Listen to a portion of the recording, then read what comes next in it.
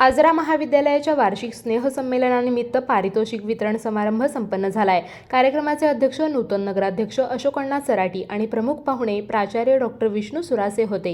यावेळी कला, क्रीडा, शिक्षण आणि सांस्कृतिक क्षेत्रातील यशस्वी विद्यार्थ्यांचा सत्कार करून बक्षीस आणि मानचिन्ह देण्यात आले।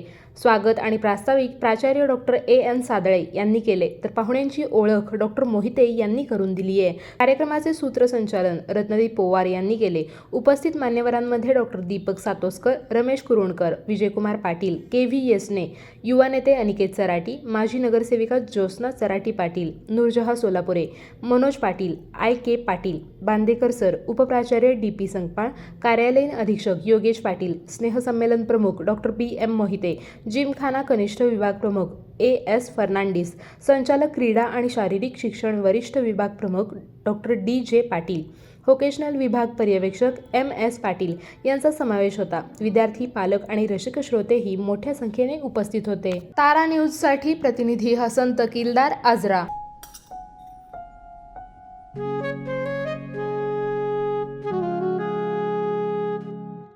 बाबा, आज येताना बासुंदी घेऊन या ना।